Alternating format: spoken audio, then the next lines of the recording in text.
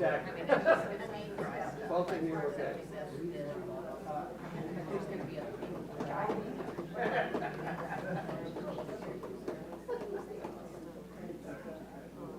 Are you ready? All right, we will begin momentarily. Just a moment, about 30 seconds.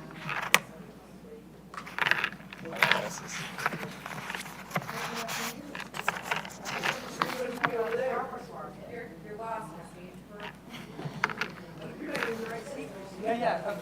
You start empty.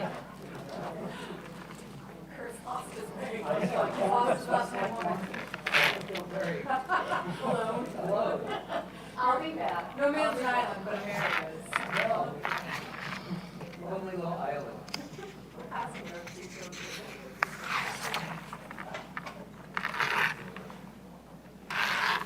All right. Good evening, everyone, and welcome to the committee meetings of March 25th, 2025. Our elected body present, Mayor Kurt Wilson, Councilmember Christine Hall, Councilmember Alan Sells, Councilmember David Johnson, Councilmember Sarah Beeson, Councilmember G. Lee Hills, Councilmember William Morthland. I am Randy Knighton, the CEO, City Administrator, along with Chief Legal Officer David Davidson and the Deputy City Clerk, Michelle Miller. The purpose of committee meetings are for the city departments to convey information to mayor and city council and discuss initiatives listed on the published agenda and provide updates of vital city information essential for the operation of city government. And by ordinance, the committee consists of the mayor and the council and city administrator who serves as chair of committee meetings. This is a public meeting, but not a public hearing, and therefore, while residents are certainly welcome to attend, we do not generally take public comments or questions during committee meetings unless specifically authorized by mayor and council. Public comments and questions are received and heard at the City Council meetings on the second and fourth Monday, of each month in City Council chambers, as well as the fifth Monday in open forum. We do encourage residents to engage our online platforms, and if you have any questions or need information, we certainly welcome those to our city staff. The City Web Service Portal is a mechanism to report issues and concerns. And we also encourage everyone to visit Roswell365.com for a calendar of events. And I would bring your attention to this coming Friday, March 28th, the National Vietnam War Veterans Day ceremony here at 8:30 a.m. at the Faces of War Memorial here on the Roswell City Hall campus. There will be a special called mayor and council meeting tomorrow, Wednesday, March 26th at 5 o'clock p.m. That's tomorrow, Wednesday, March 26th at 5 o'clock p.m., special called mayor and council meeting. The first item on the agenda is the approval of the minutes for the March 11, 2025 committee meeting. I will entertain a motion of approval. Motion by Councilmember Beeson, second by Councilmember Johnson. Any further discussion? Seeing none, all in favor? That passes unanimously. Thank you very much. The first item on the agenda this evening is a presentation pertaining to the Roswell Farmers Market. Councilmember Hall. Thank you, Randy, and thank you for this large crowd come to hear all about the new revamped farmers market. I'd like to introduce Christina DeVictor. She is the new president of the farmers market, and the farmers market is making a move back here to City Hall, the City Hall parking lot, and Christina is going to present a little bit about the history and about the future direction of the farmers market. So. Thank you so much. Again, I'm Christina. I'm so grateful to be here. I am really so grateful to Mayor and Council for giving me the space to talk with you today, but also to the entire events team back there. Just has really done a huge number in helping the farmers market relocate to what I believe is the best location for it in the city. So we'll get started. Again, thank you for having me. the biggest thing that people have said to me since I started is why. Mainly because I have 2 young children. I have a 4 and a 14-month-old, and as you'll see in a moment, active businesses of the city of Roswell. But I have found that there is no right time to do something that you're passionate about, and I was given the opportunity only in November. To share our vision for the Roswell Farmers Market as Roswell's most powerful tool for cultivating community. We want to invite the city into deeper partnership through support, celebration, and shared purpose. And of course, I honestly would like to ask for the city's help in doing that. My name is Christina DeVictor again. I've got 2 things going here. I'm a lifelong Roswell resident, a small business owner, and now the president of the Farmers Market. I was raised here in Roswell. I went to Roswell High School, go Hornets, and I'm now raising my own family here right off the square. For about 11 years, I photographed destination weddings all around the world, and realized that I have a passion for building things, but specifically building things that bring people together. When I first got back from a year-long travel and started shooting weddings, I helped Ralph Mills build Oak Street into Roswell Collective, which is a little bit of a center of creative community in Roswell. It didn't really fit the need I had in my heart to do bigger impact in my city, and I started the process of opening Fellows Cafe on Green Street. I co-own that with my husband, and we are maybe 2 months away from opening our new concept directly next door, which is actually called From the Well, which from anyone that went to Roswell High School nicknamed Roswell the Well growing up. And so this whole concept is rooted around goods and product that is coming from the well, which is from Roswell. So I think you could see pretty well that I love this city. I built my life here, and I believe that the farmers market is gonna create a community that will really change the fabric of our city.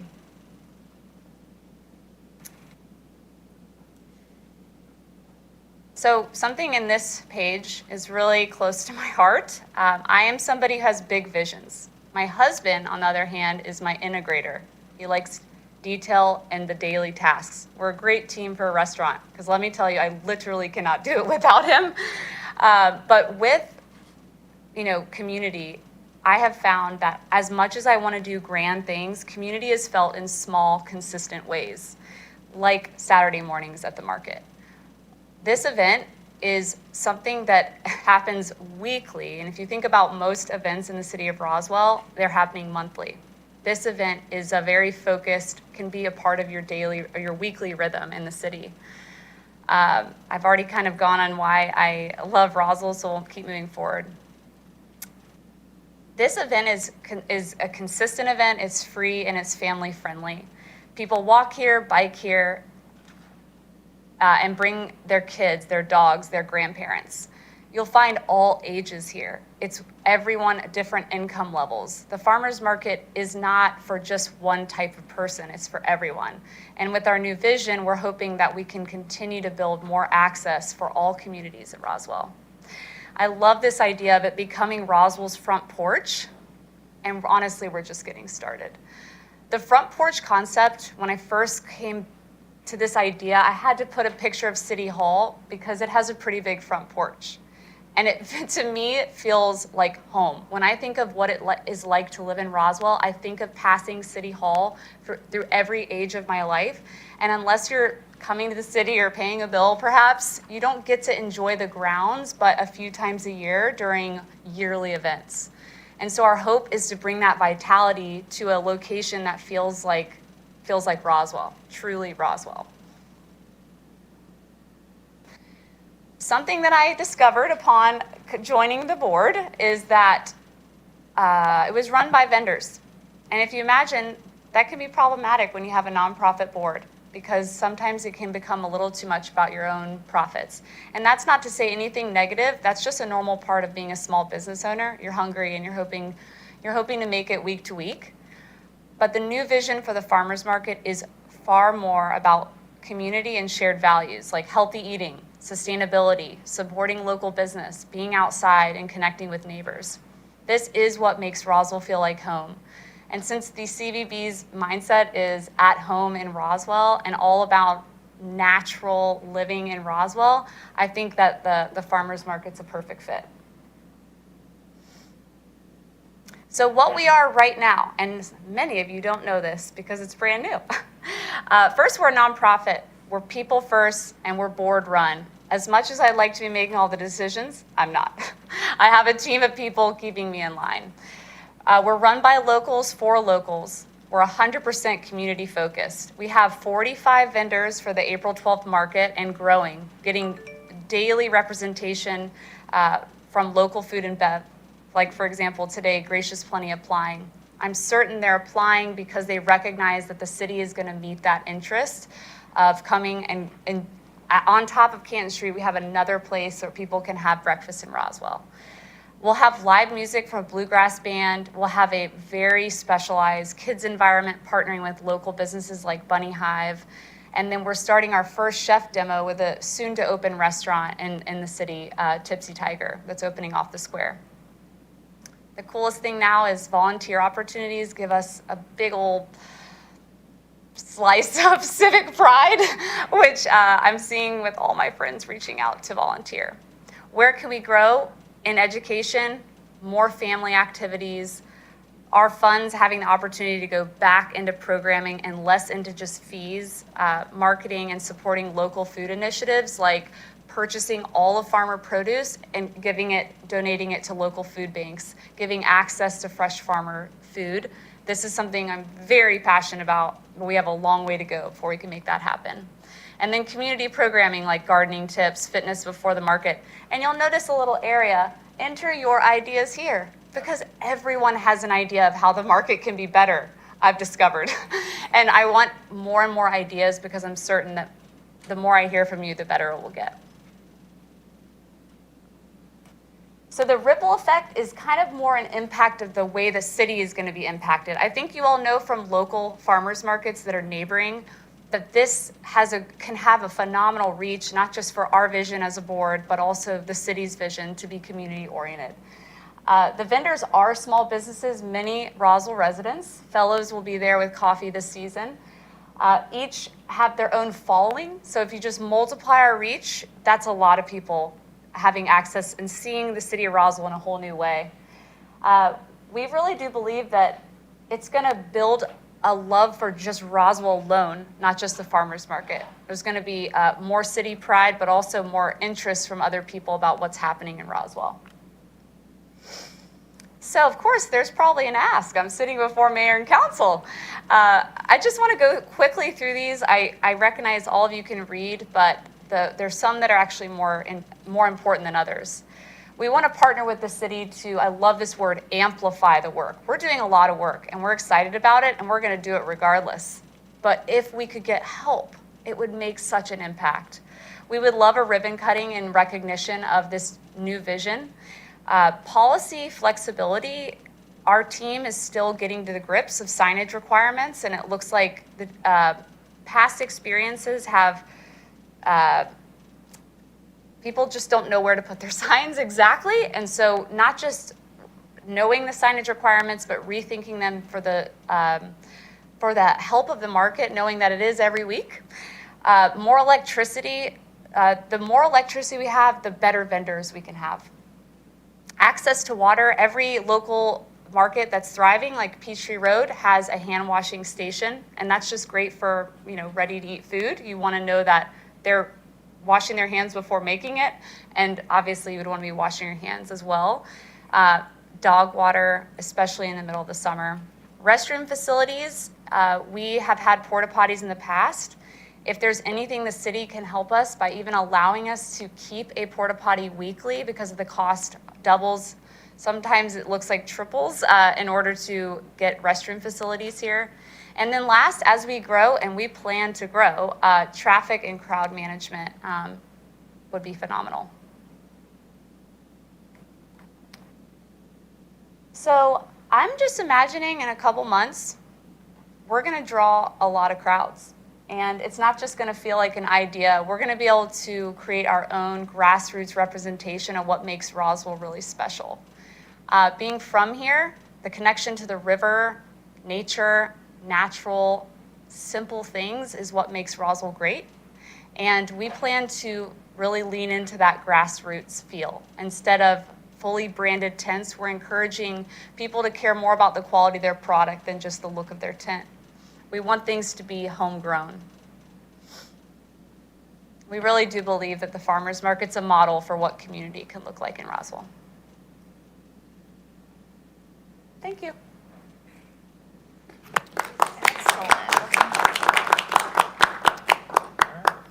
Does anybody have any questions? Mayor Thank you and so much. council? Mayor Wilson. Thank you, Mr. Chairman. Christine, thank you. Christina, thank you. And I can speak for me as the mayor of our wonderful city. You have my unqualified support in helping you get whatever you need to make this thing rock and roll. We are so excited. I thank you for your leadership. I thank you for taking the mantle of leadership on. We're excited about your vision. We're excited about your energy and the team you're putting together. This is going to be awesome. And yes, the city will be here to help you grow and figure out all kinds of things that you need to help facilitate the success of this farmers market. So we're excited, and the answer is an unequivocal yes from me. Thank you so much. Thank you. Councilmember Beeson. I'm going to preface this with, you are a neighbor of my business as well, so I'm there quite often. Same with Gracious Plenty as well, because I'm in between the two, so I get good coffee all the time.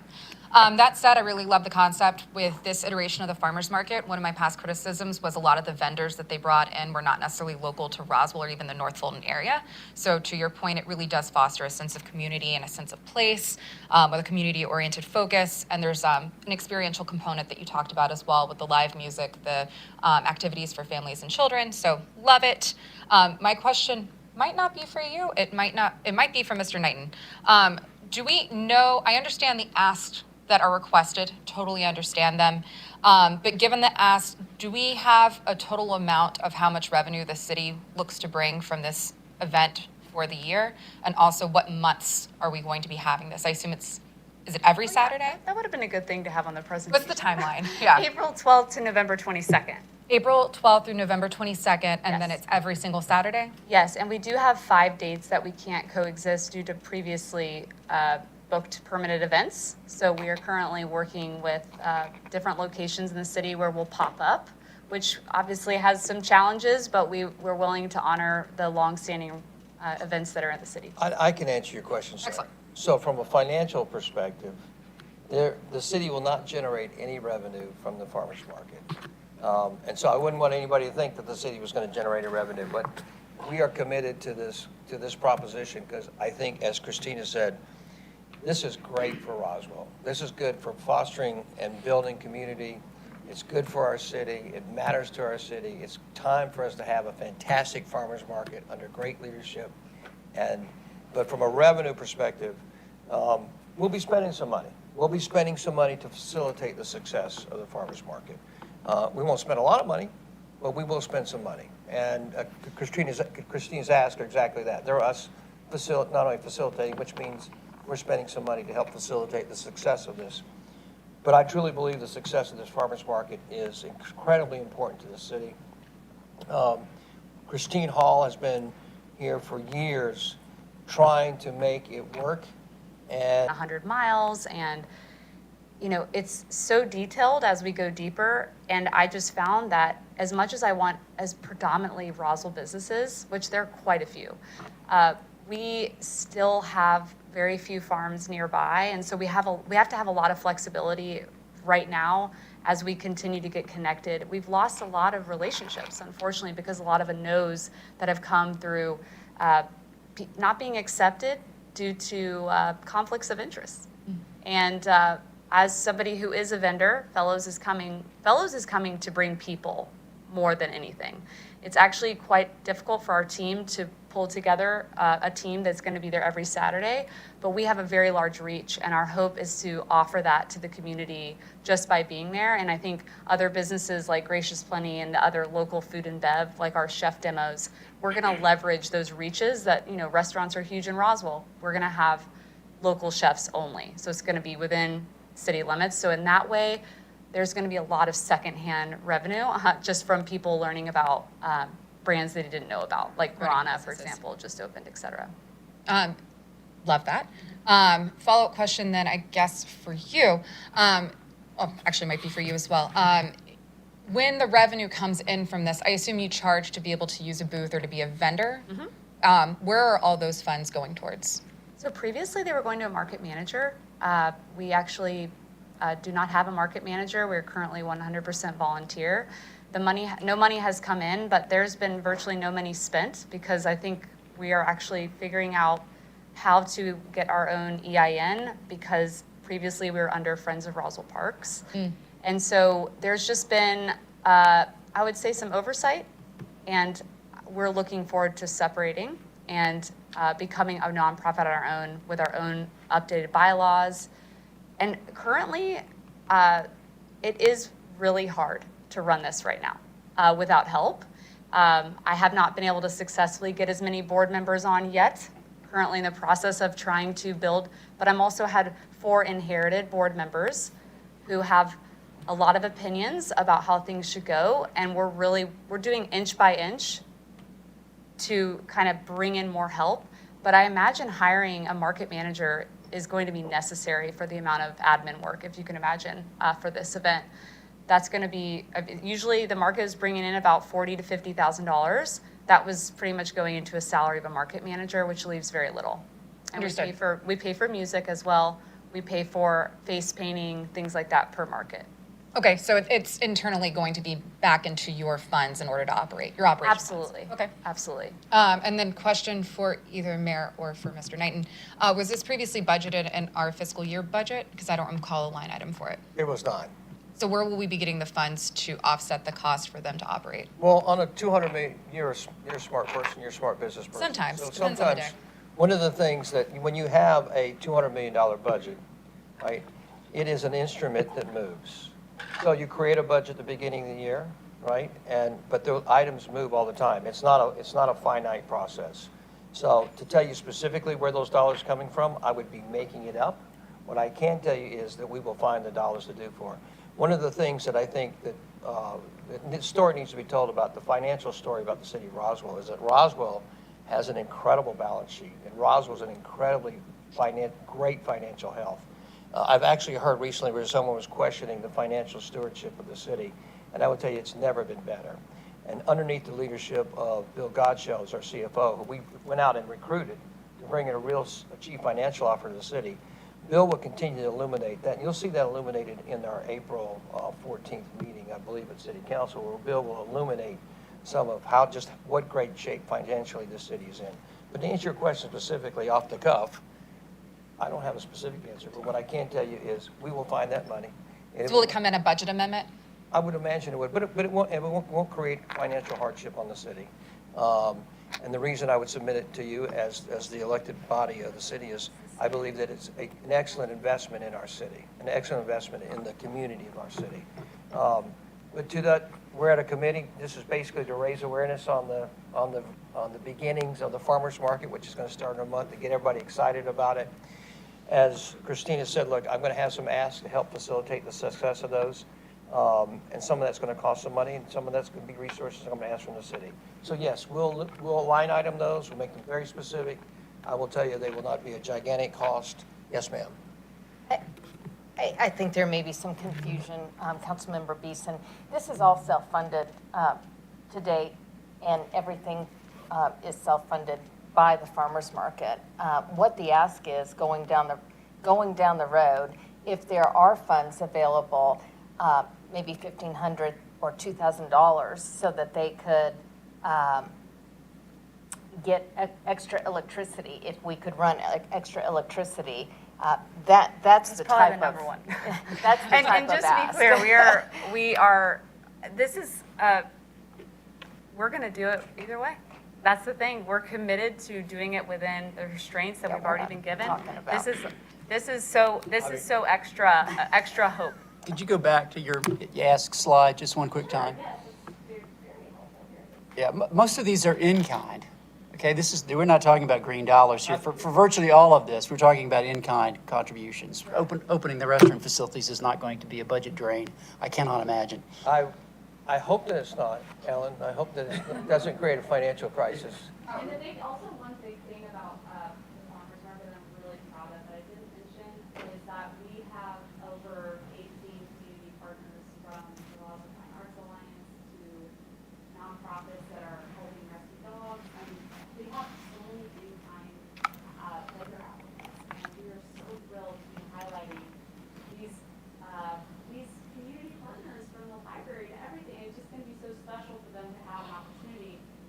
businesses that are being highlighted. We've reached out to everyone I know in Roswell to come and share what they're passionate about, and I think it's a great opportunity. And it's a great distinction, Mr. Chairman, forgot me. Yes, please, Mayor. It's a great distinction because, you know, the city's invested its money in a lot of things where a lot of times there was a group that requested money, and whether or not the impact of the city was easily knowable sometimes has been in question. This one, I think, is easily knowable. The impact is real. The impact is across the community to everyone, access to everyone in the community.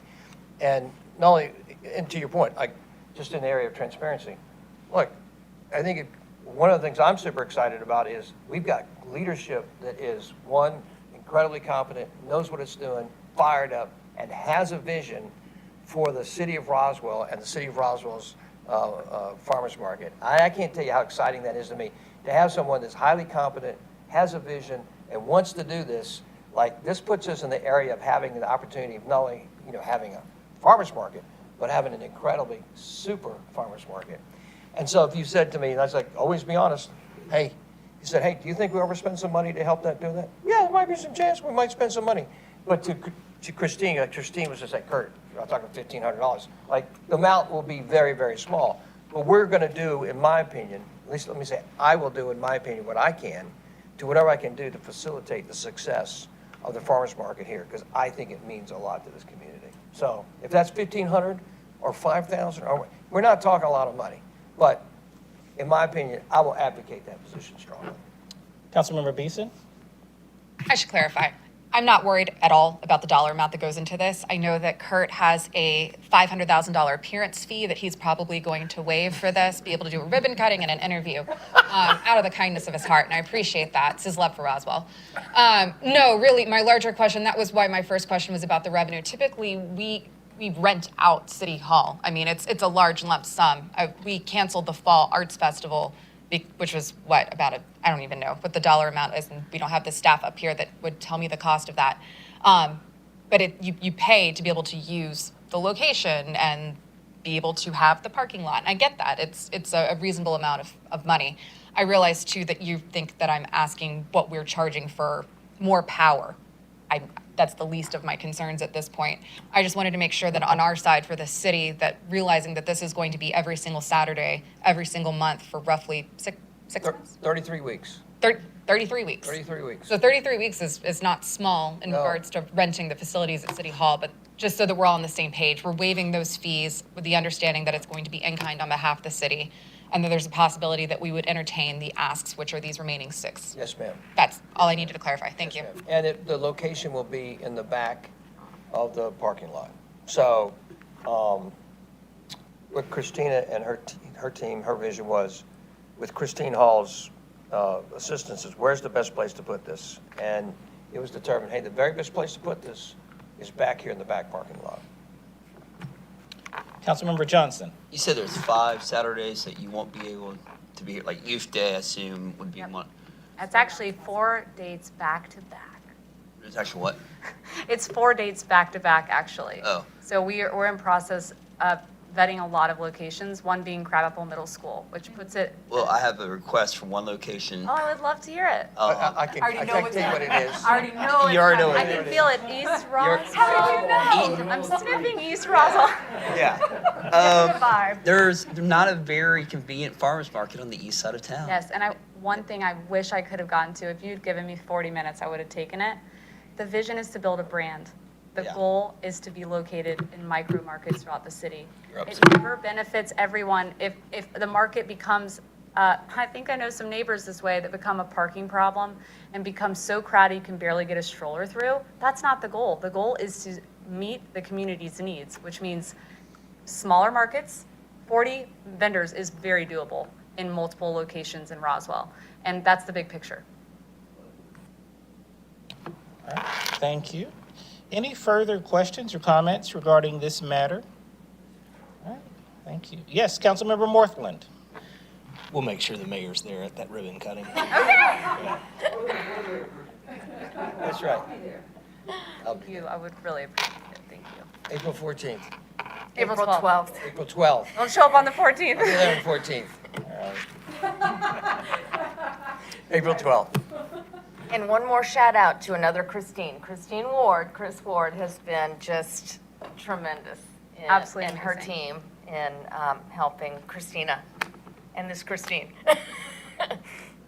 Wonderful. They have met our energy in so many moments. I just so appreciated the way you guys have shown up for us in the city. And as I'm very proud of being a Roswell resident, and if anybody who knows me knows how much I love this city.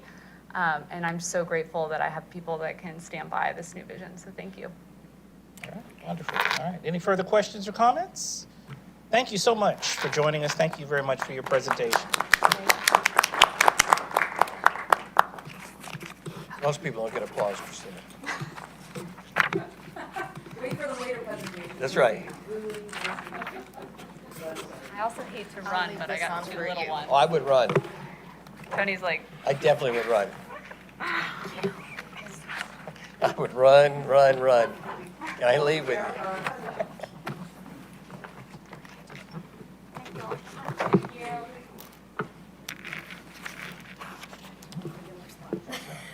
All right, the next item we have on our agenda under administration, item number 3, excuse me, discussion of the proposed precincts and polling locations per Fulton County.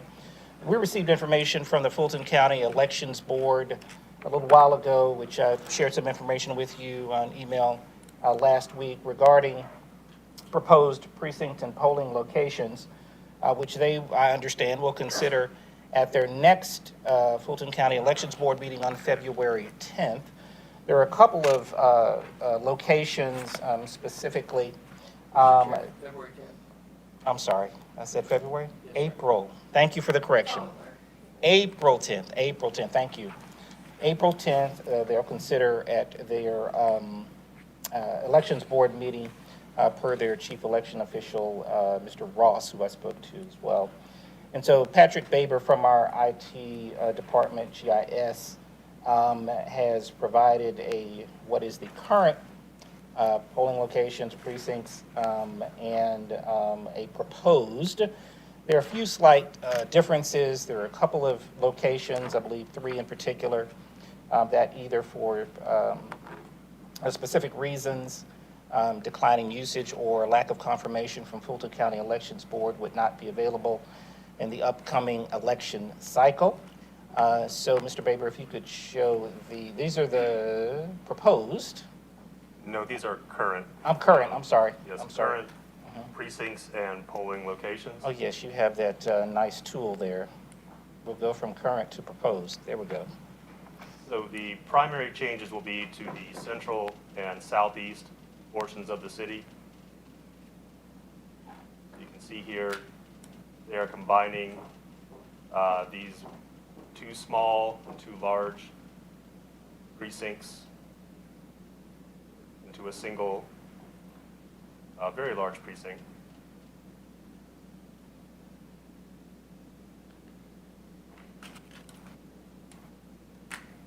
In the central part of the city,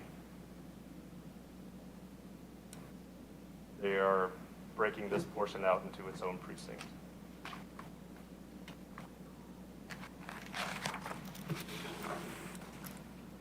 And then finally, this area here will be 1 precinct where it previously was 2.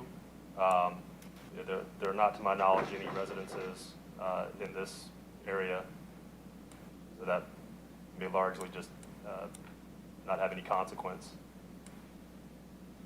As Mr. Knighton alluded to, there were some polling places that will no longer be an option for us.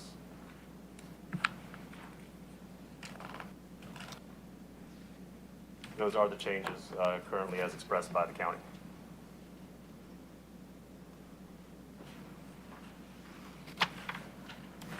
Temple, Beth, Tikva, I believe St. Andrews, and Cross Point, I believe were the 3 that were mentioned. Yes, I believe you're correct. Any questions from Mayor and Council regarding this item, or any thoughts, recommendations you may have that we would convey to the Fulton County Election Board? Yes, Councilmember Johnson. So St. Andrews is staying on as a precinct because It says it's not. it says it's not. Right. I'm a little confused. The It's county, not uncommon. I'm very confused personally. if the county said it is no longer a polling place, then this is an error. Yeah, It's Yeah, consolidated it's- Astor Johnson. correct. Yes, I think that is correct. And so that would not be an option per Fulton County. Yes, Councilmember Beeson? Yeah, so to clarify, based on the list that we have, it looks like St. Andrews would no longer be a polling location, be Esther Jackson Elementary instead. But to also emphasize for those who are watching as well, Temple Beth Tikva, St. Andrews Catholic Church, Cross Point Community Church, I think that's it. That's Is it. that it? All of them, the facility declined usage. So it's not that we as a city or even the county, I think, are necessarily eliminating those locations on the municipal side. Instead, it was these are private locations who declined usage.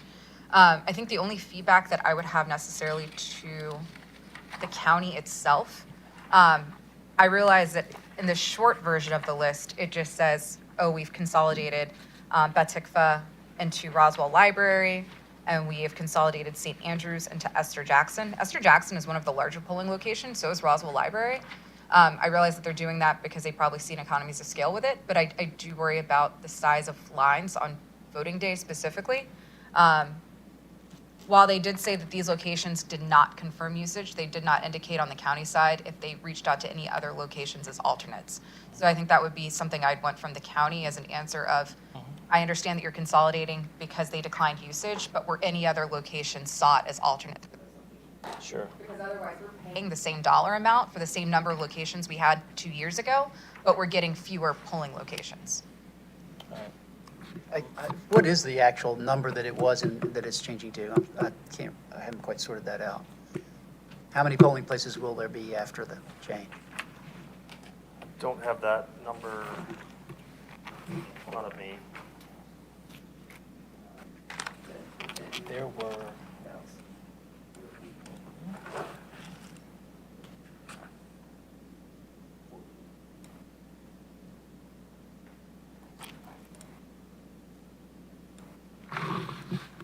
You're losing 1, 2, yeah, I 4. I have it 14 to 10. Beth Tikva, St. Andrews, Cross Point, and Hillside.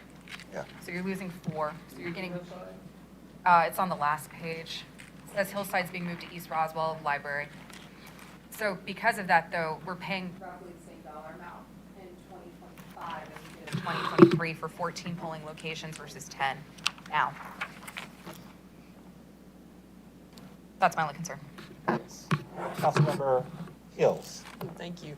I agree with Councilmember Beeson about the cost. I'm not as concerned about the lines.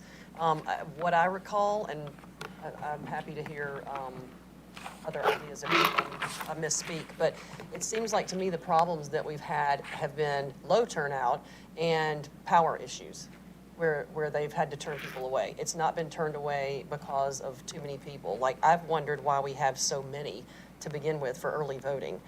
Game day, same thing. I mean, very low numbers in a lot of these places. So I'm not necessarily opposed to consolidating the ones. I'm hoping that that's been taken into consideration on the Fulton County side of things, but I'm with you, Councilmember Beeson. Why are we paying for the same old number if we're consolidating and being more efficient? All right, Councilmember Beeson? Clarify too, this wouldn't be the same number of early voting locations, right? So far, the county has only included Roswell Library as a That is early correct, voting and location? that is correct. And the next item pertains to the advanced voting location. Okay. Yes, I yes, didn't see that, so I'm good. I'm ready. yes. All right, all right. But just, I'm Yes, glad. Mayor Wilson? Just for clarity, these are not decisions made by the Roswell Yes, City Council or government. full county. And as Sarah said, so the 2 or 3 of these locations, I think, opted out. I'm not sure that all, I thought it was 3, Sarah, and then it was 4, but I thought at least 2 to 3 actually opted out. Fine, that's correct. Right, they That is said- correct, according to Fulton County, that's According to correct. Fulton County, they said, That's hey, correct. we don't want to do this anymore. Right, yeah. So, but I think it's worth asking your questions, yeah. All right, thank you. Any further comments? Because I'll make sure that I reach out to Fulton County Elections specifically with those thoughts and questions and get that information back to you as quickly as possible, hopefully within the week. I'll get that information to you, and we'll put that on record with Fulton County elections. Okay. Any further questions regarding this item? All right, the next item pertains to advanced voting locations. As previously mentioned, the one advanced voting location has been designated as Roswell Library. And the recommendation to the board is to have an additional advanced voting location, if that is your direction. An additional advanced voting location would be $41,770, which we have allocated in the 25 budget. And we wanted to certainly bring that to your attention for consideration and discussion. Yeah. Mayor Wilson, Yeah, yes. no, Mr. Chairman, yeah, this is just to get, an advanced location on the east side of our city. It would be east, yes, proposed as East Proposed- Roswell Library. Library. I said park by mistake, library, East Roswell Library, which of course has been used. And we foresaw this Previously. before, yep, and we put it in the budget, so the money's there. It's already encumbered. That's right, that's correct. Any questions regarding this item? All right, they have asked for feedback from the respective municipalities by April 7th. I would propose as well, given the fact that our next mayor and council meeting is not until April 14th. You want to put it on tomorrow night? If you are. If it's gets approved out of committee tonight? Yes, we'll You need a place it. motion for this, don't you, I sir? would, yes, thank you. Yes, yes, I knew it was coming. Yes, so I would request so that it can be formally addressed tomorrow night, if you would Make a move this motion. forward for tomorrow evening. Councilmember Johnson? Approved. Okay, we'll move this forward to tomorrow evening. Second by Councilmember Beeson. Any further discussion? Seeing none, all in favor? All right. Thank you very much. And then we're going to put this on the special called meeting tomorrow night. Oh, thank you.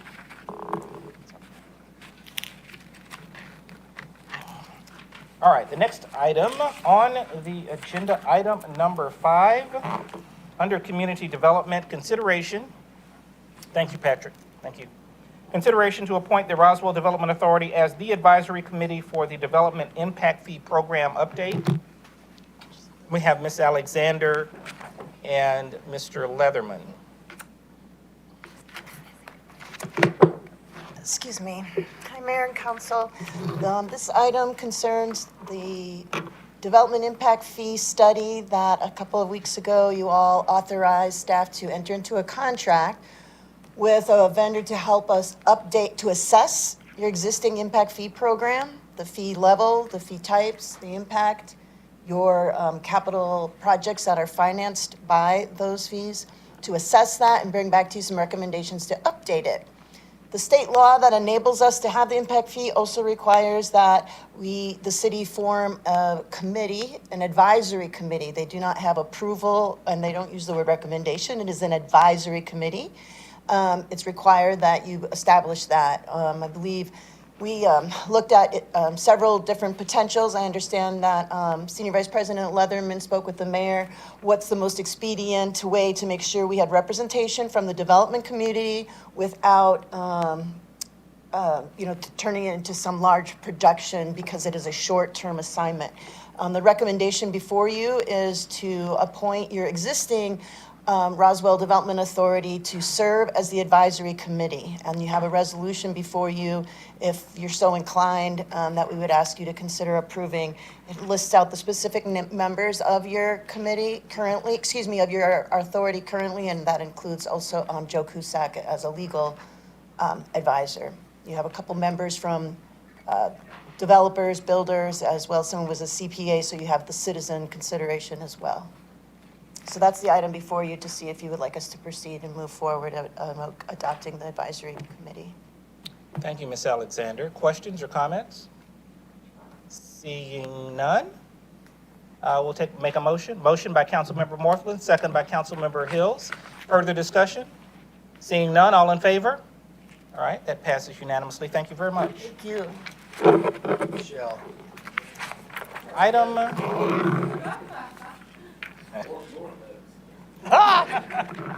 Just like this one. Item number 6, via the Public Works Department. Consideration to award a contract to Winter Construction for the Green Street parking deck in the amount of $14,485,600 and budget amendment BA 316-15653-03-27-25 in the amount of $500,000. We have here Ms. Iso and Mr. Watson. Thank you, Mr. Dayton. So what an exciting night. Tonight, we get to take a giant step forward on our parking deck project. So I am so excited to be sitting here with you tonight. Just as a little bit of background, recall that the city had identified a need for additional parking down in our downtown area. What we were finding was our historic network didn't really support the movement of pedestrians and visitors and cars well, and so there was a need to establish a parking deck. And so that was put to the voters, and in November of 2022, they very, very strongly supported a parking deck. So we have been working extremely hard since that point to make this happen. As you recall, we did look at a number of different sites and identified the site at Highway 9 in Green Street as the site for the parking deck, and have been moving forward with that since that was identified late last spring. We have gone into a procurement process. We identified as our delivery method the design-build method, and what that does for us is a couple of things. It gets us one team that is doing the design and the construction to provide a streamlined single source of delivery for this project. It also gives us the benefit of a more efficient process with a single source of accountability. So to that end, we began a procurement process where we put out into the marketplace a request for qualifications. We had 9 responses. We evaluated those and shortlisted that down to 3. And from those 3, we had a 3-phase approach. We looked at a technical proposal and evaluated that. From there, we looked at our costs, evaluated that, and then our third step was to have an interview with all 3 teams. And so this evening, we're here to recommend the winter team, the winter construction team for the construction project of the deck as our design-build team. We have a couple of images to share with you. And if you look, there you go. Oh, wrong one. I just wanted to go through just high level what the criteria were that we used to evaluate the teams. There were a number of criteria, and as you can see, the winter construction team came in first for the technical proposal, and then when we reviewed costs, they came in first for the costs, and then lastly, they had the number 1 interview as well. Interesting things to note was the project went out with a base number of parking spaces. We did some concept design work for them to base their proposals on, and the winter team came back with an additional 14 spaces in their base deck, as well as giving us a project schedule 8 weeks earlier than what we had proposed. Lastly, they had a strong adherence to our design concepts. They exhibited site creativity for the overall site. The materials that they were proposing, the durability, and what we believe to be our future maintenance responsibility were acceptable and in good form, got strong scores. And then lastly, the technology package, they delivered a technology package which we consider to be enhanced within their base bid, including things like license plate recognition and parking space count. So we think it's going to deliver a very nice product for the city, the look and feel for the visitors to our city. We think it's going to be a really great product. Just a little more detail on that. Their costs were about 25% below what our engineer had estimated the cost to be, and in comparison to the other bidders, about a range of 8 to 14%. Again, we talk about those additional spaces, and then also that reduced schedule.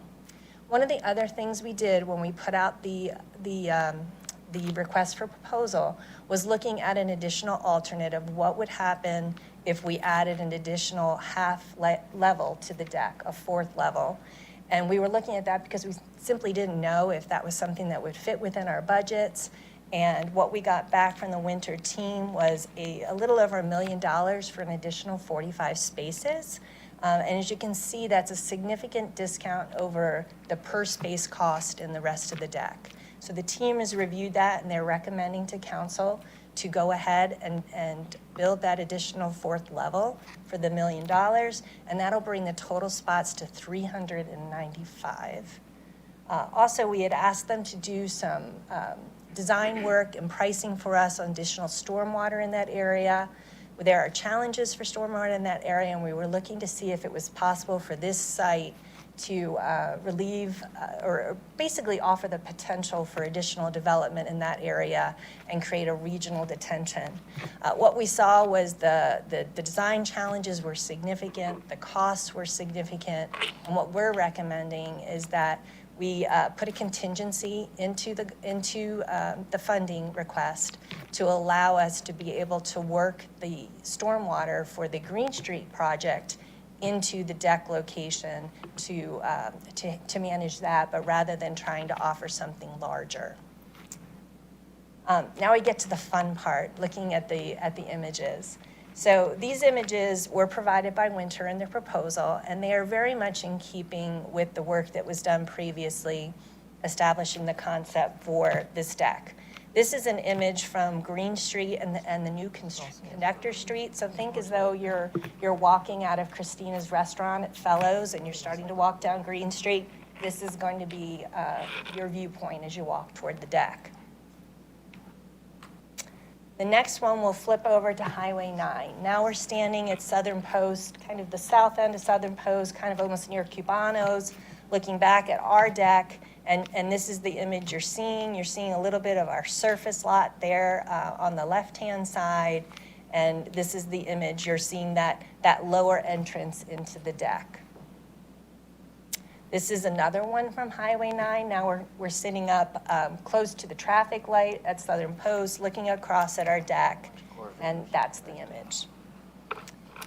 And here's the last one. So this is the one that is going to be probably most familiar to folks that are coming and using our deck as they're walking over to Canton Street. So it's as though I've been on Canton Street. I'm going to come down Plumtree. As you recall, we're going to turn that into a pedestrian only to provide that connection to the deck. And this is going to be looking back at the deck, returning to your car there at that intersection. Before I move it over to questions, I do want to mention next steps on the Green Street activation project. As you recall, the decision was made to do some work on Green Street, to add some multi-use trails, some lighting, do some beautification, also reduce the width of that road and change it from two-way to one-way, north to south. My transportation friends back there? All right, north to south. And that project is under design currently. We expect to be coming to completion on design late summer, and we'll be looking to get that project underway as well to work that in parallel with the deck. So there'll be more to come on that, but that's where we are on the Green Street project. Lessons open to any questions. Thank you, Senior Vice President Izzo. Thank you very much.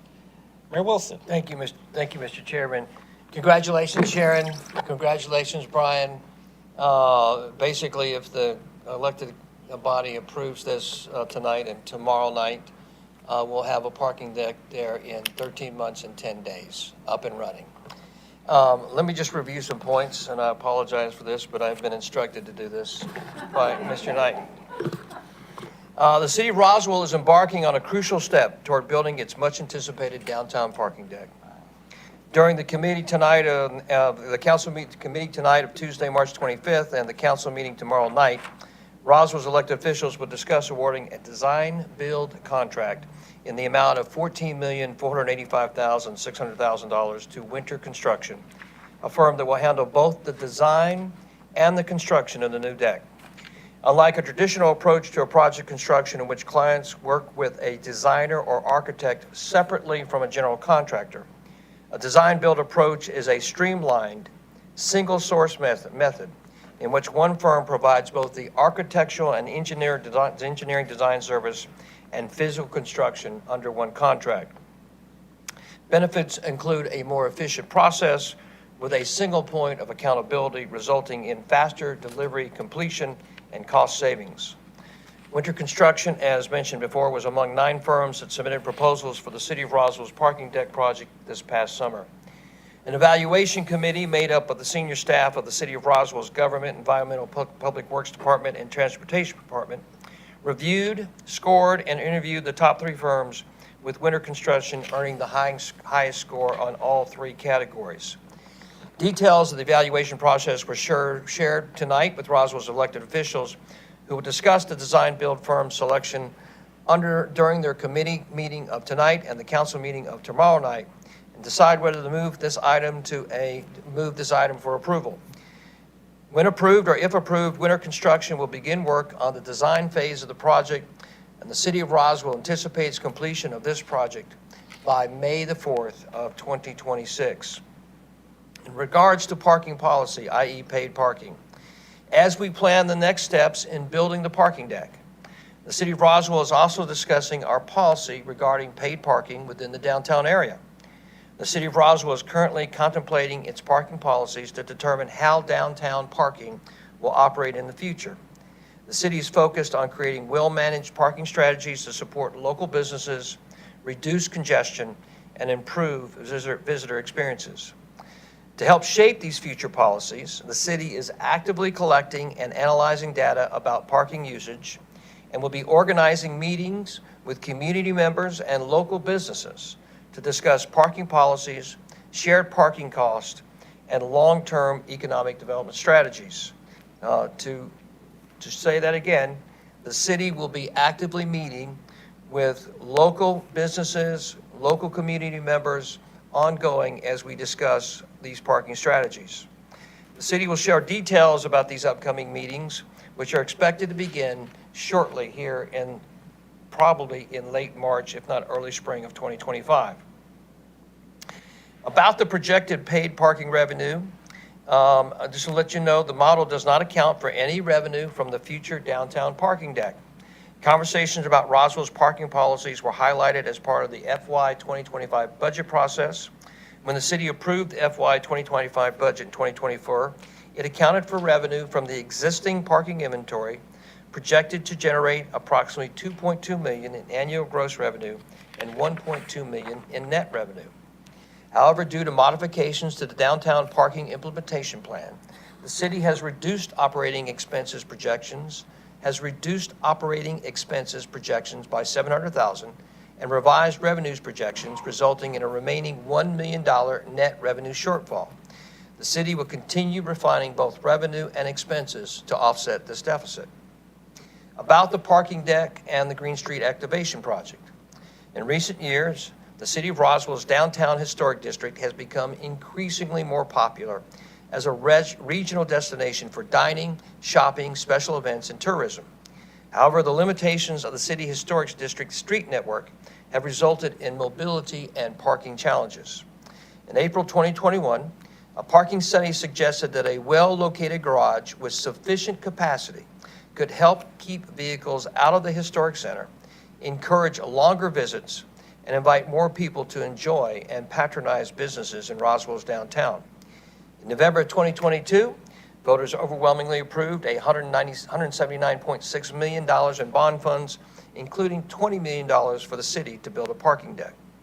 In March of 2024, after assessing 8 potential sites, Roswell City Council approved the location for a parking deck in the historic downtown district at the corner of Green Street and Highway 9 across from the new Southern Post development.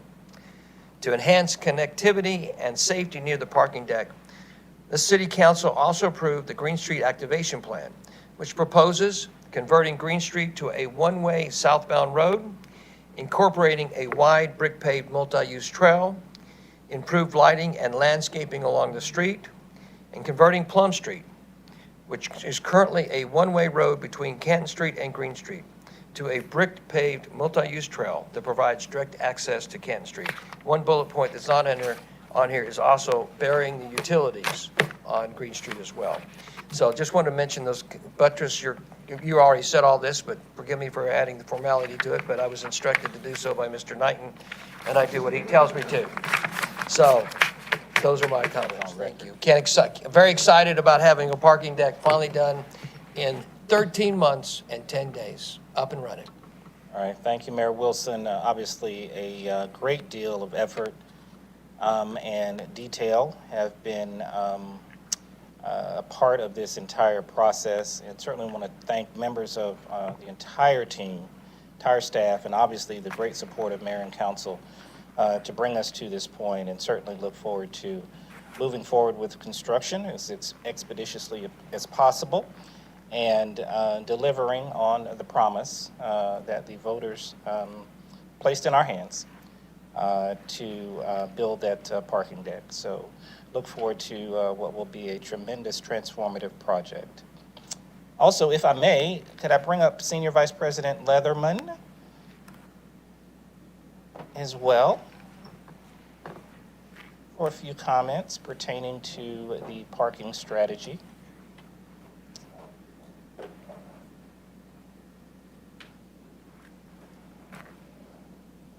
Mr. Watson, you did a great job. Thank you so much. Well done, indeed.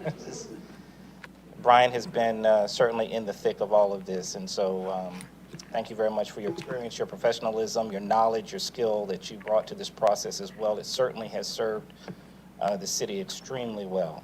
Thank you. Oh, just an exciting time, as the mayor and as Mr. Knighton said, to be able to be here. And I think about the evolution of parking and the conversations that I've been involved with over the last 7 years being here with the city. And I know for a lot of people, this has been a long time coming. So I just wanted to be able to take some time, and the mayor started to outline that in what are the next steps related to downtown parking, and how are we going to facilitate the conversation with the community, what our priorities are, so that we have clarity amongst ourselves, amongst the council, and amongst the community on where we're headed with the downtown parking piece. As was said earlier, all of our parking model related to $2.2 million in revenue did not contemplate any of the spaces associated with the parking deck. As you heard from the mayor, we're anticipating 13 months, which put us outside of our current fiscal year window. So we were focused just on street and some of our surface parking lots in and around the downtown space.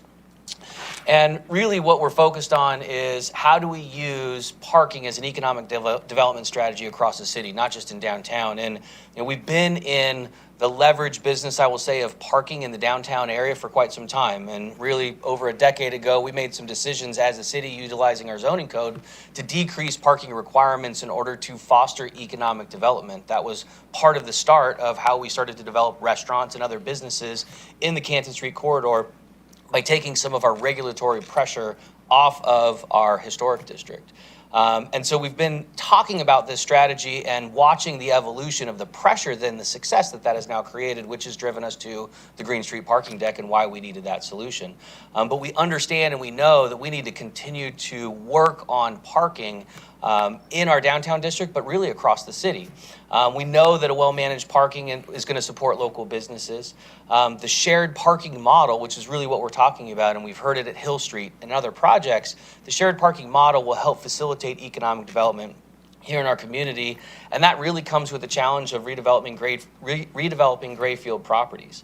It's more expensive in the redevelopment community. It's more expensive in the city of Roswell because we're not looking at greenfield, meaning vacant land that we can develop over time, which usually comes with surface lots. We've got to take our infield development and figure out how do we redevelop it? How do we accommodate stormwater, parking, and other infrastructure improvements necessary for the future of the city of Roswell?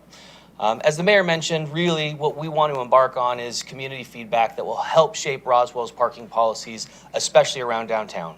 We want to facilitate business, we want to facilitate commerce, but we also have problems to solve. Those problems are going to become more challenging. Hill Street, West Alley, and Chambray are all on our horizon in the downtown area that's going to create more pressure and more people in our community, which of course we want. We want the business, we want the hotels, but we have to develop the strategy, and we will be doing that alongside of our community and in dialogue with our community over the next couple of months. To get more specific on what we will be doing here in April and May, First, we'll be implementing a community and business feedback process. We will be out meeting with our community. We've started some of those conversations one-on-one over the past week, understanding what the challenges are that we can help to solve for in the immediate future.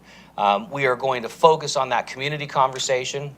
We have 3 locations that we're currently charging for parking in our existing structure. We will continue to do that, but that will be the limitation of our current paid parking policy in the near future. Of course, we will come back to council with more recommendations down the road as we continue to facilitate this community dialogue, but our paid parking model will be limited to Canton Street, Elizabeth Way, and East Alley as it is right now in the foreseeable future. So I want to stress that point.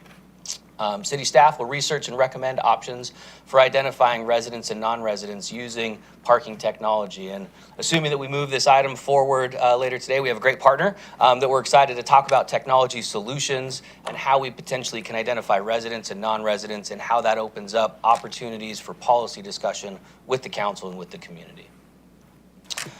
As we think about using technology, we also have an opportunity and a challenge of how are we managing parking in Old Mill Park. That has been an ongoing dialogue. There's a lot of pressure in the park for a variety of reasons.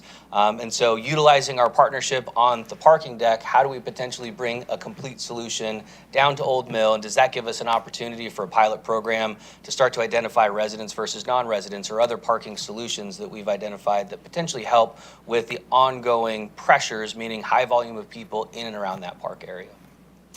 We're working on updating ordinances to allow for enforcement only at the 3 sites, so only at the 3 locations. Right now, we currently do not have the authority to enforce paid parking on Canton Street, Elizabeth Way, and East Alley.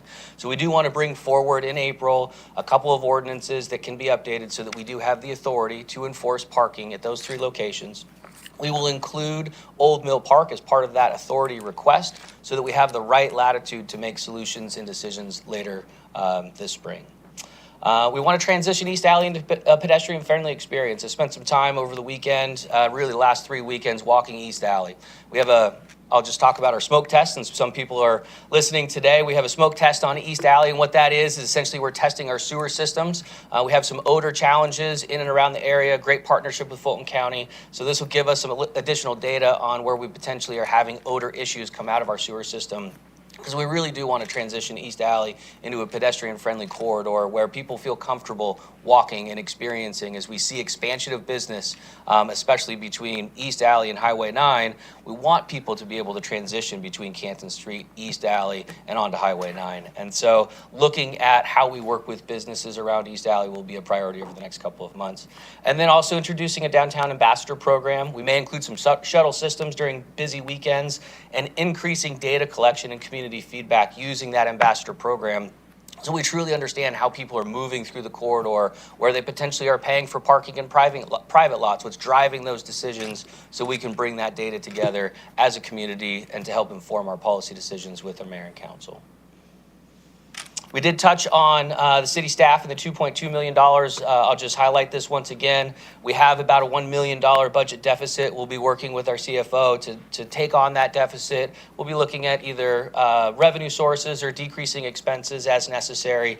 The mayor mentioned in some earlier comments, this is common for us on a monthly and really quarterly basis to understand what revenues are coming into the city, how we're reforecasting and reprioritizing our budget. And we do that really on a regular basis. And we'll continue to do that as we look at our parking revenue and the changes that we've made in these policies. Just a highlight of the ordinances that will be coming forward: revising on-street ordinances to include Old Mill Park and the future Hill Street project if necessary, revising parking fee schedule to include Old Mill Park, and then the resolution to authorize enforcement, again, just Canton Street, Elizabeth, and East Alley. So that puts a finer point on some of the conversations that we've had. Happy to answer any questions that you may have on kind of the next steps.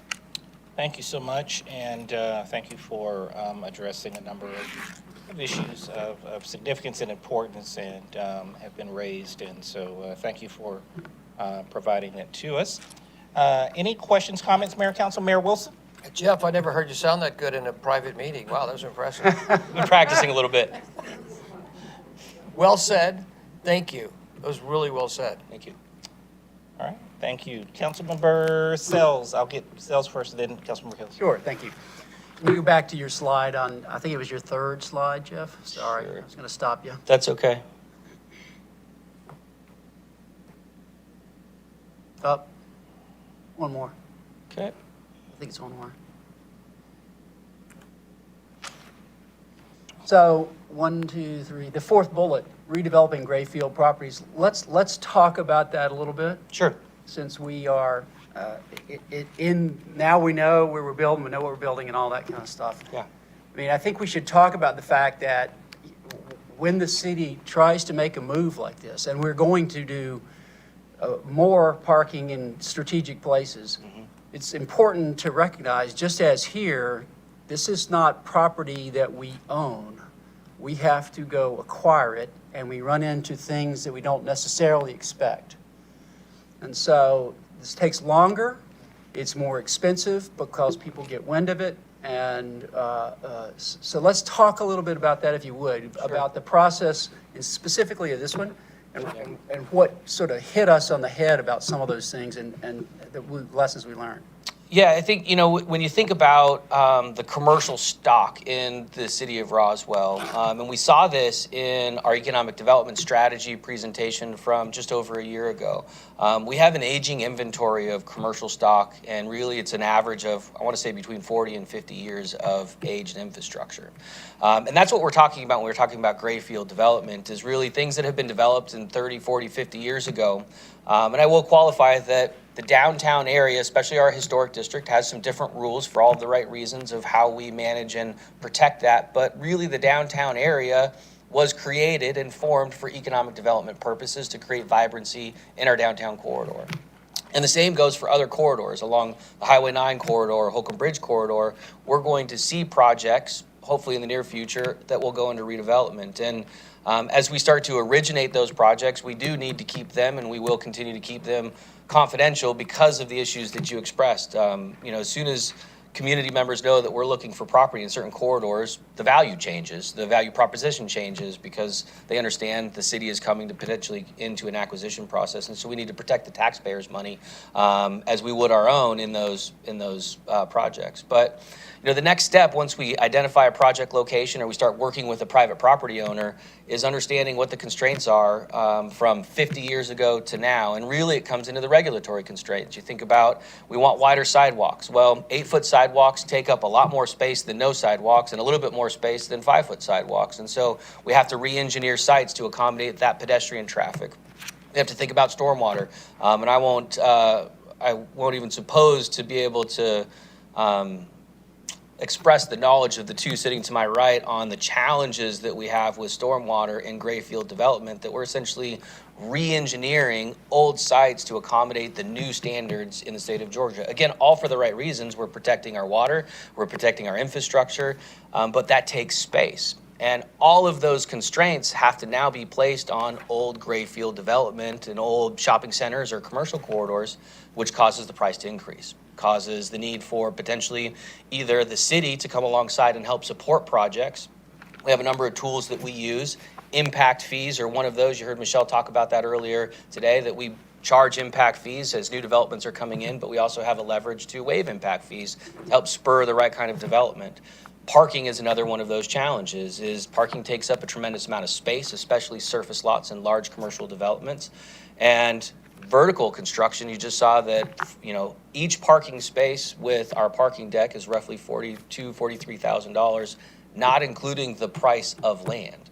So the numbers that you saw were just the vertical construction and did not include the acquisition costs of the land where that parking deck is going to sit on. And so as we think about Grayfield development, and I know I'm going on a little bit, it is a challenge, it is expensive, and in some cases we need to be using it as an economic development tool to spur other development projects moving forward. And that's a point I really want to drive home, because we can either be victims of our success, which is exactly what you described with this project, right? We activated an area, there wasn't sufficient parking, we mothballed whatever parking requirements there were, so we didn't build along. And so here we are, and now we're going out and finding projects and driving the project, and instead of being victim for success, we're planning for success, including the parking as an element of the strategy as we go. And that's why this is so important. We've learned so much in this process.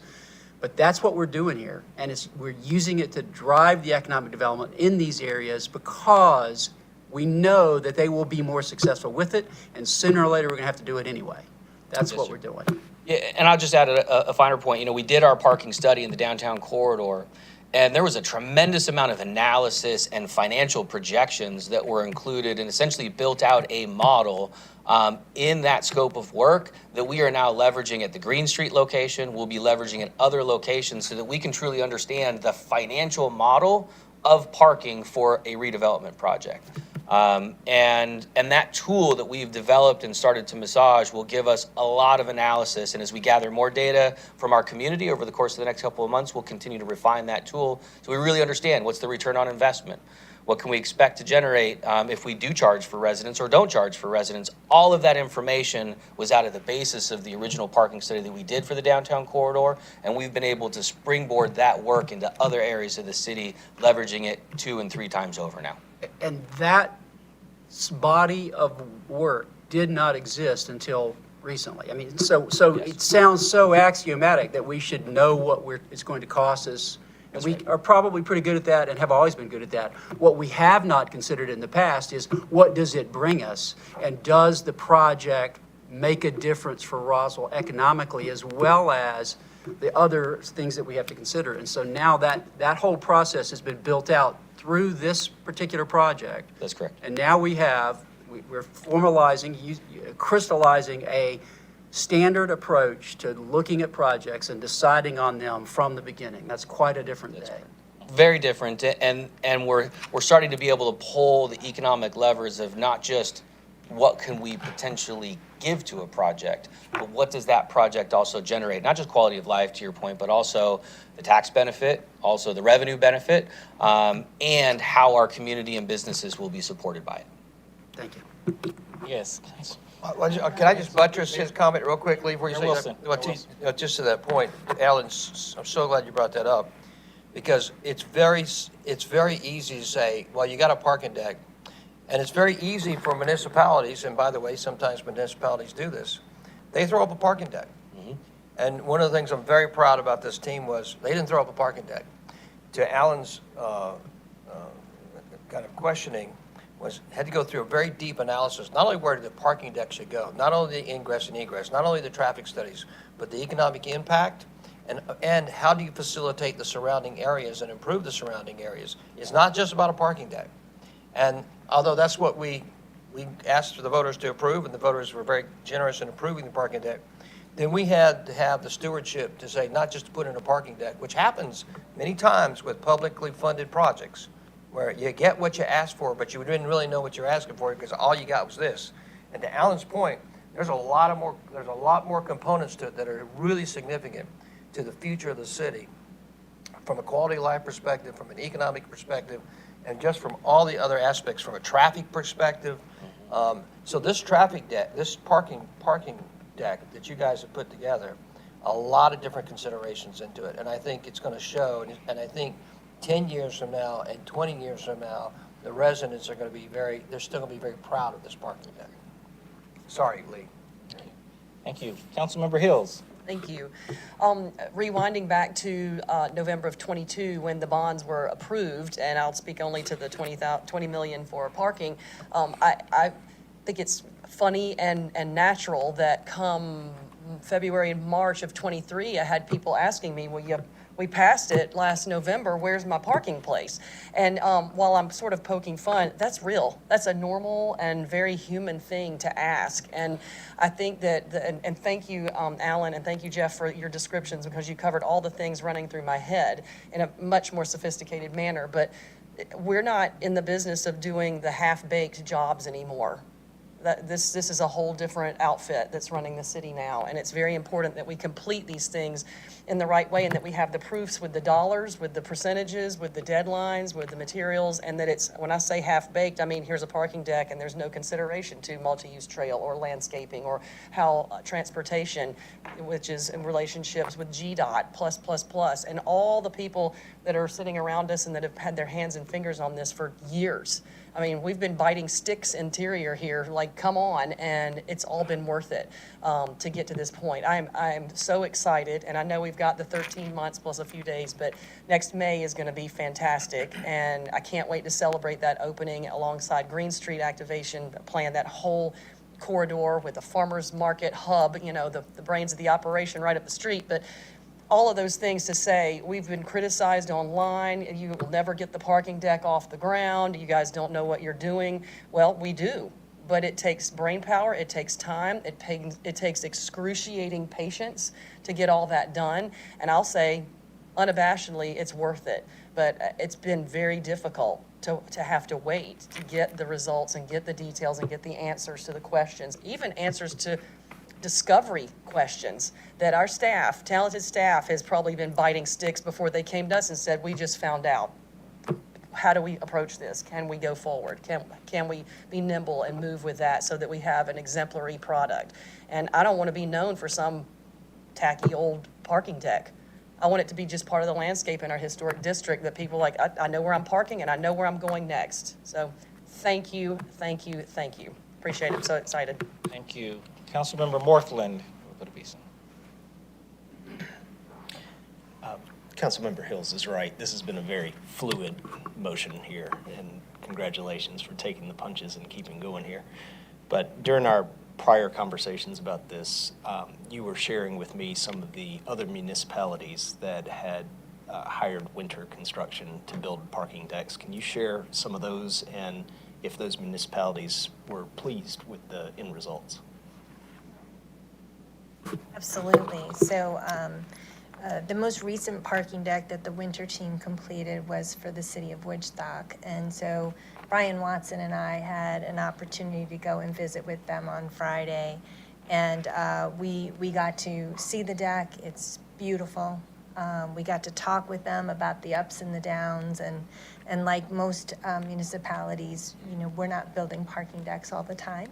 So I love to hear the lessons learned and what would you have done different and how did this go, how did that go? And so we had a great conversation and they were very helpful to us in identifying some things that we should be thinking about and making sure. And some of those things have already been considered. I do need to really applaud the man next to me who has been on every single detail of this deck and constructed just a tremendous procurement process for us that worked so very well as we were embarking upon this. And they have already connected with us on their technology person.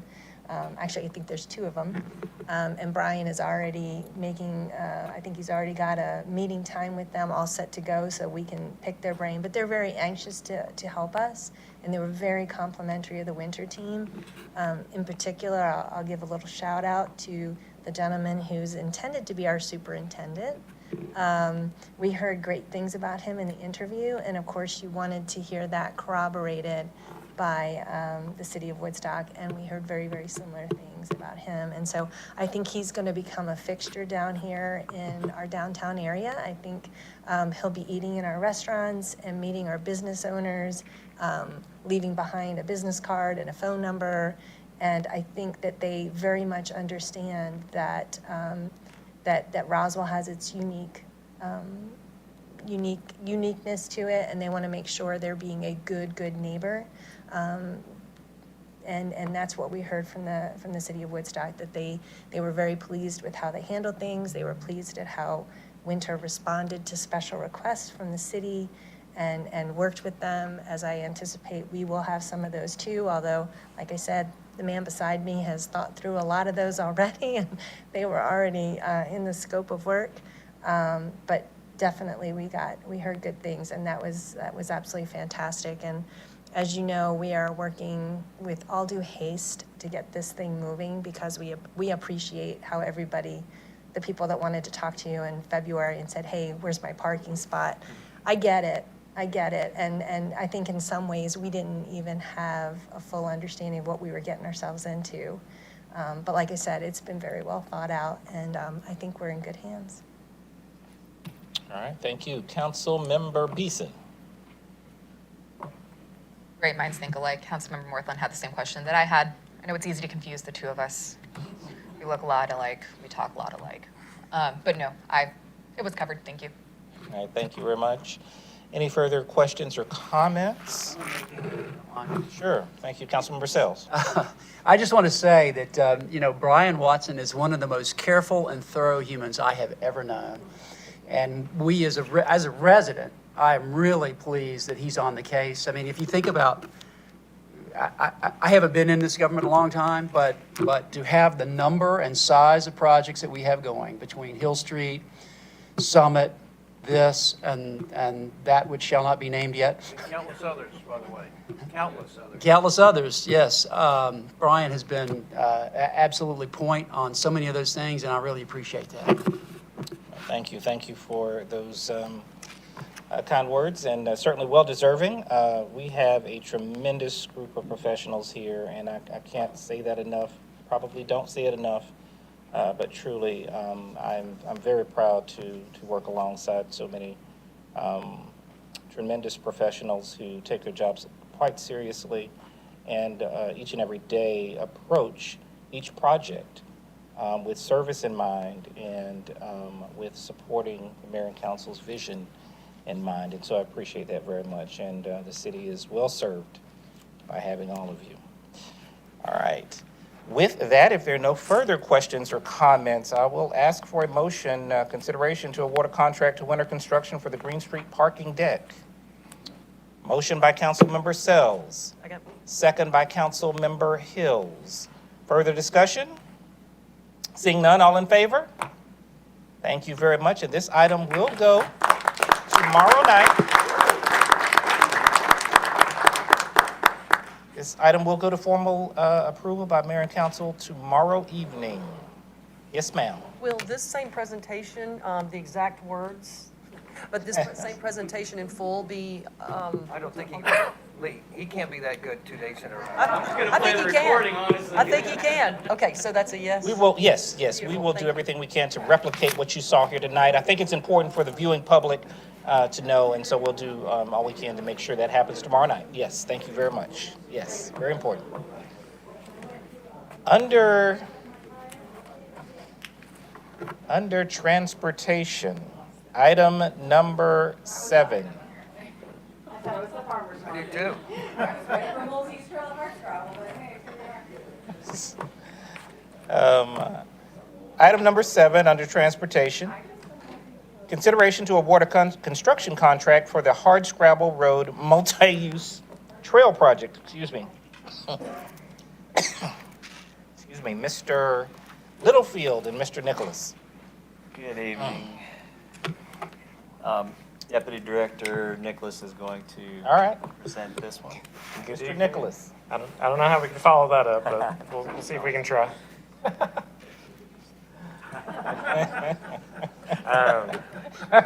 So a little bit of background. This is construction of a multi-use trail, 8 to 10 feet along Hardscrabble Road. This would be on the north side from Whittingham Place to King Road. And then the ITB also included an ad alternate to construct an 8-foot multi-use trail on the west side of King Road from the northernmost Publix driveway to Hardscrabble Road. We did receive 6 bids submitted by the deadline, which was last Thursday. Soul Construction LLC is the apparent lowest responsible bidder at $2.3 million. Just quick summary of the bid consists of $1.9 million for the Hardscrabble Trail construction, $177,000 for waterline improvements that are reimbursable by Fulton County, and then $278,000 for the ad alternate for the trail along King Road. Just a quick graphic. This is the 8 to 10 foot trail along Hardscrabble Road on the north side, and then the ad alternate is in the blue on the west side of King Road. Just quick note, we did just finish construction of the 8-foot trail on King Road from the northernmost Publix driveway down to 92. And then we will be starting construction later this year, continuing the trail along Woodstock Road, heading toward Crab Apple Middle School. Let's see. So with that, staff's recommendation is to approve the construction contract with Soul Construction for $2.3 million, as well as authorizing $120,000 for unforeseen conditions with a total authorization for $2.4 million.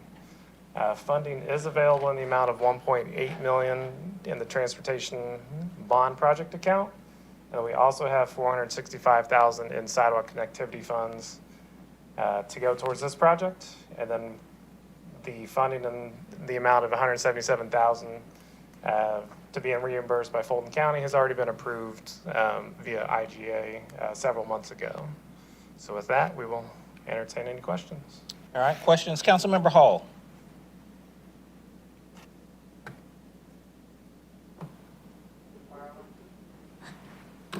This one's on. Thank you. Just, could you go back to the picture of the, so it says 8 to 10 foot multi-use trail. Is it 8 or is it 10 or is it going to range in different places? It's definitely a combination. We're doing 10 where we can, and we've had to narrow it down to 8 in some spots just to avoid some utilities and whatnot. Okay, so it's 10, but it will narrow to 8 where it's needed. And going west where you have those dots where, those are driveways, I assume it connects, where it ends, another sidewalk picks up on the other end of that driveway?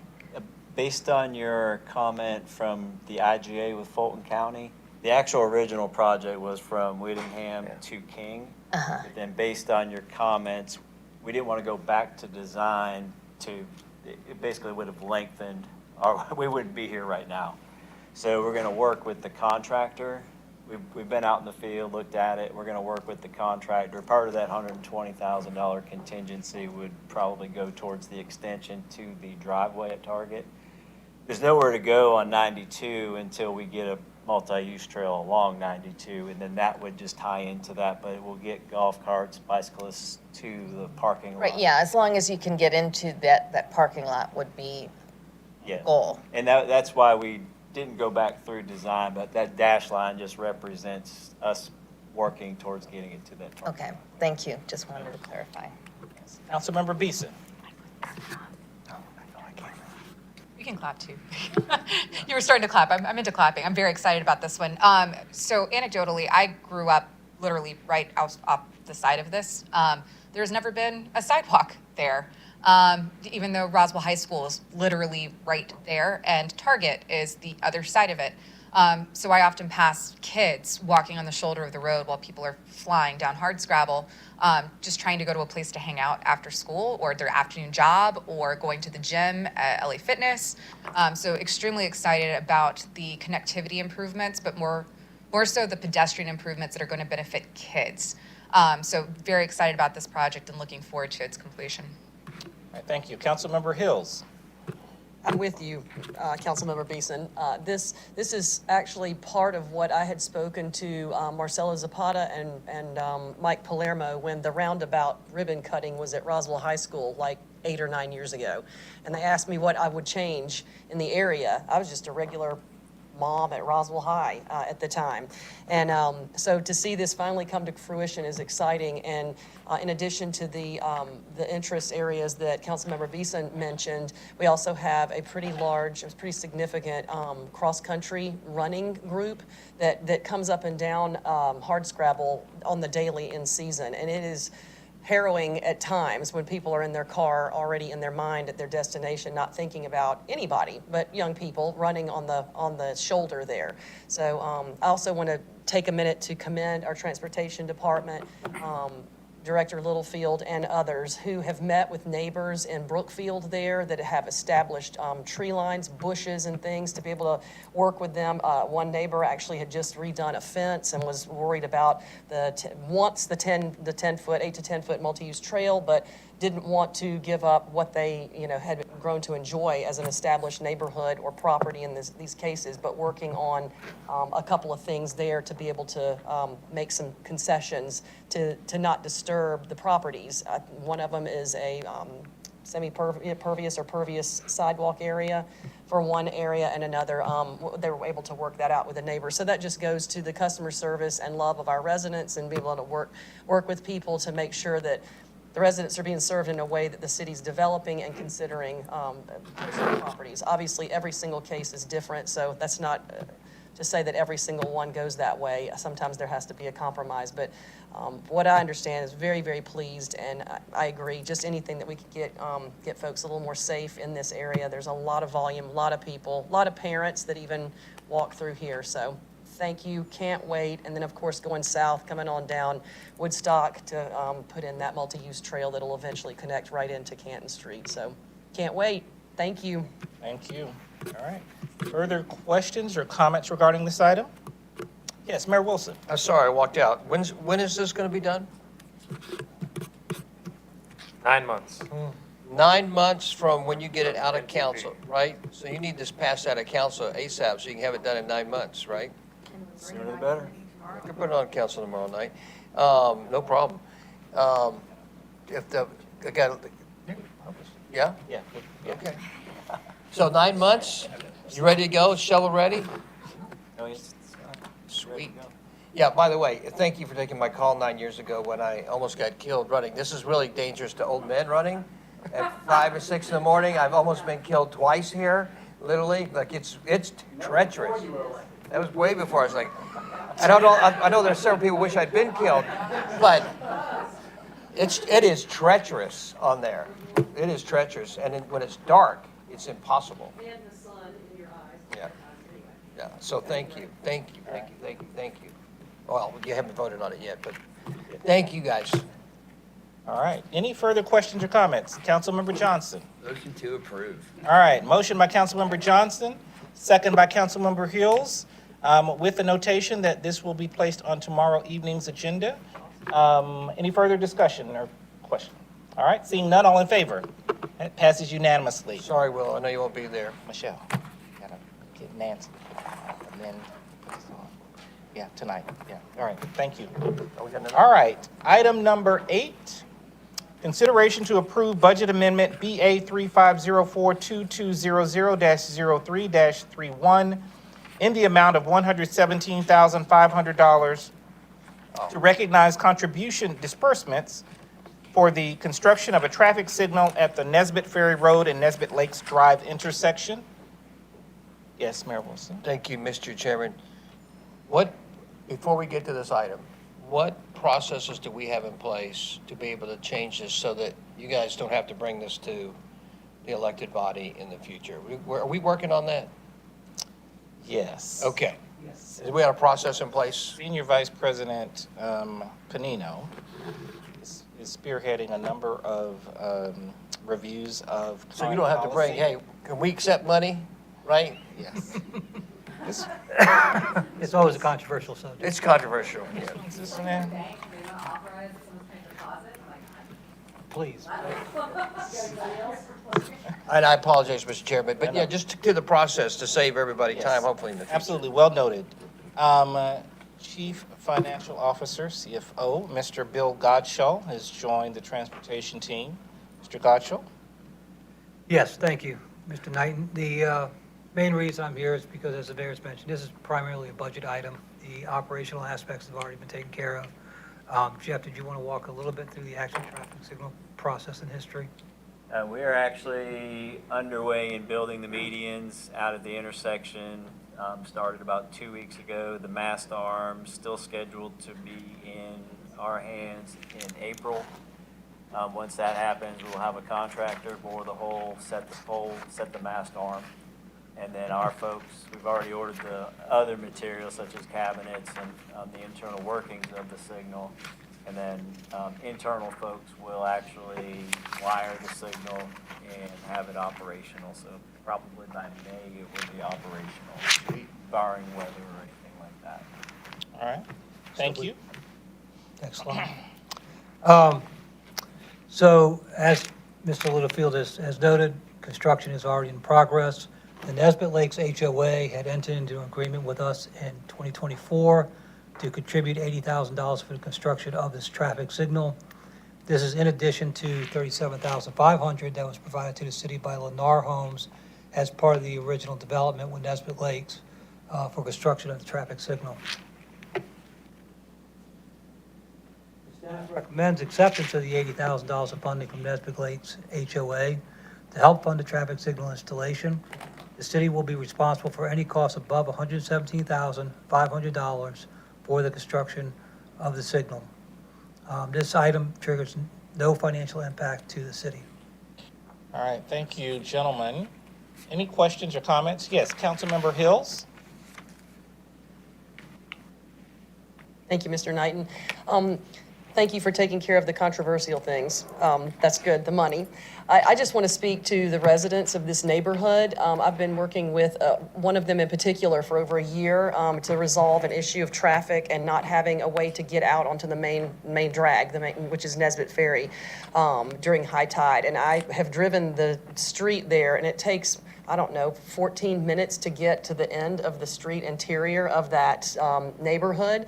And that's during the middle of the day with no traffic for going to work or school or coming back. And they have been delightful to work with. I talk about organized. I can't say enough. The neighborhood came together, identified a problem, came to the city, wanted to put in a light, a signal, which will help more than just them, but absolutely will help these folks with lots of kids and working folks get in and out. And they were paying a traffic guard twice a day for 9 months out of the year, mainly during school season. So they were able to put that money toward paying us to put in a street legal light signal there. And they have, I was working with them for a good long time and then have handed them off to Director Littlefield and his team that they've just run with it. And it just speaks to how if you identify something that your neighborhood is either lacking or desiring, that you can come together financially, get bids and guidance from the city here in the city of Roswell, customer service all the way, and be able to work through how that can be funded. The developer that put the neighborhood in obviously is contributing some of it,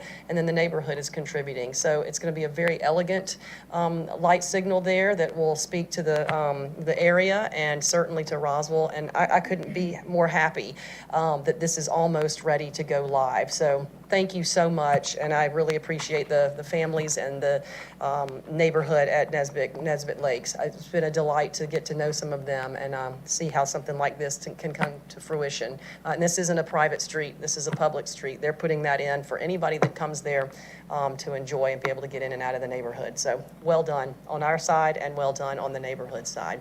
It's great. Thank you. Thank you. Councilmember Johnson. I want to thank Councilwoman Hills for her work on this. When I first got elected, I think that's one of our first phone calls was about this traffic light, and I was like, yes, putting it in, because as someone whose kids have swim at swim meets in Nesbitt Lakes, and trying to get out of that intersection is dangerous and terrible, and this is a great safety tool for our neighborhood, and will help slow down the cars that fly down Nesbitt Ferry Road. So I'm excited. What's the motto? Slow down Roswell, there. Alex, what happened? Throw my microphone to the wall. All right. Thank you. Any further questions or comments pertaining to this item? Seeing none, we'll entertain a motion. Motion by Councilmember Johnson, second by Councilmember Hills. Any further discussion? Seeing none, all in favor? Thank you very much. That does conclude the committee meeting for Tuesday, March 25th, 2025. As a reminder, we have a special called meeting tomorrow evening. That's Wednesday, March 26th at 5 o'clock p.m. All right, I will entertain a motion of adjournment. Motion by Councilmember Beeson, second by Councilmember Johnson. All in favor?